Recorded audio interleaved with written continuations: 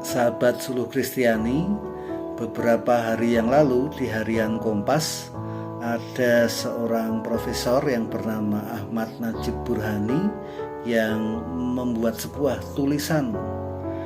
Nah, yang menarik dalam tulisan itu, dia mengatakan bahwa sebetulnya sejak tahun lalu 5 Maret 2020 saat virus corona diumumkan sebagai sebuah pandemi, di Indonesia berkembang dan merebak juga sebuah virus lain, yaitu virus kebencian, intoleransi, sektarianisme, eksklusivisme, radikalisme.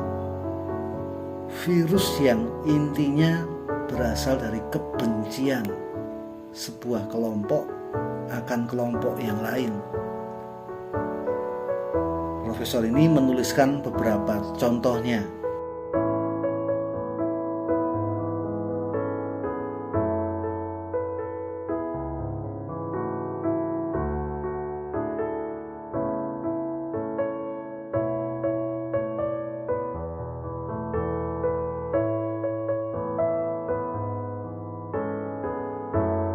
Sampai September 2021 ini pun, jika kita mengikuti berita, ternyata virus kebencian ini masih ada.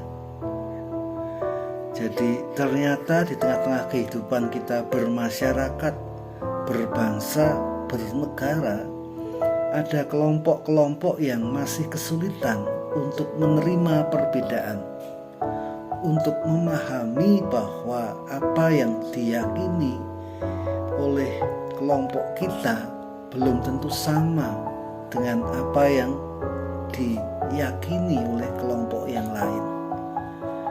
Nah, ini tentu sebuah hal yang ironis karena virus kebencian ini terjadi di tengah pemerintah, khususnya Kementerian Agama, sedang giat-giatnya melakukan apa yang disebut sebagai moderasi beragama.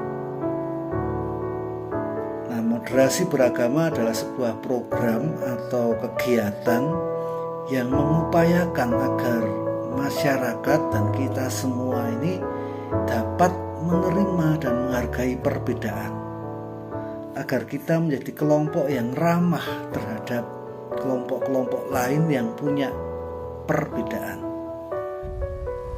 Penembakan brutal yang menewaskan 49 orang di kota Christchurch meninggalkan duka bagi warga setempat. Hingga Sabtu kemarin, warga terus berdatangan dan meletakkan karangan bunga di lokasi. Dan seolah masih tidak percaya, kerabat dan teman mereka menjadi korban. Kepolisian setempat Sabtu kemarin juga mendatangi rumah salah satu pelaku, Brinton Taran, di kota Dunedin. Gejala kebencian antar kelompok tidak hanya terjadi di Indonesia. Di negara-negara lain pun juga ada terjadi demikian. Nah, pertanyaan kita tentu adalah mengapa bisa terjadi hal-hal yang seperti ini. Nah, ada seorang filsuf yang berasal dari Slovenia, namanya Slavoj Žižek. Secara sederhana dia mengatakan bahwa dalam masyarakat tertentu timbul fantasi atau pikiran bahwa kalau saja mereka atau orang-orang yang berbeda itu tidak ada di sini, tidak hidup bersama kelompok saya, maka hidup saya, masyarakat saya akan menjadi sempurna dan harmonis. Nah, itu sebabnya menurut filsuf ini ada kejadian-kejadian seperti penembakan di Christchurch, Selandia Baru, ada pengusiran Rohingya di Myanmar, berkembangnya supremasi kulit putih di Amerika, dan tentu saja kasus-kasus kebencian antar kelompok yang ada di Indonesia. Semua itu sebetulnya bermuara dari fantasi atau pikiran-pikiran yang merasa bahwa kelompok-kelompok yang lain itu menimbulkan ketidaknyamanan dalam kehidupan bersama. Di Alkitab kita bisa menemukan ada banyak perintah Allah yang secara khusus menyebut tentang orang asing. Tetapi intinya sama, yaitu bahwa orang-orang asing tidak boleh diperlakukan dengan semena-mena. Orang-orang asing harus dikasihi, orang-orang asing harus ditolong, orang-orang asing harus diterima dengan baik. Lalu tentu yang kita pasti ingat, Tuhan Yesus sendiri juga memerintahkan agar kita melakukan hal yang sama, yaitu mengasihi sesama manusia. Mengasihi dengan tidak melihat perbedaan. Mengasihi mereka, mengasihi sesama manusia seperti mengasihi diri sendiri. Sahabat Suruh Kristiani, lalu sekarang siapakah orang-orang asing di sekitar kita yang harus kita kasihi sesuai dengan pesan firman Tuhan hari ini? Mungkin saat ini kita tidak bertetangga dengan orang dari luar negeri. Mungkin saat ini kita tidak punya kenalan yang berasal dari bangsa lain gitu ya.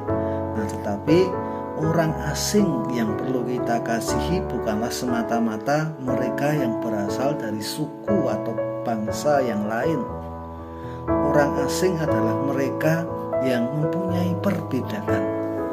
Orang asing adalah orang yang dengan perbedaannya, dengan segala hal yang tidak sama dengan kita, bisa saja tidak sama agamanya, tidak sama sukunya, tidak sama kebiasaannya.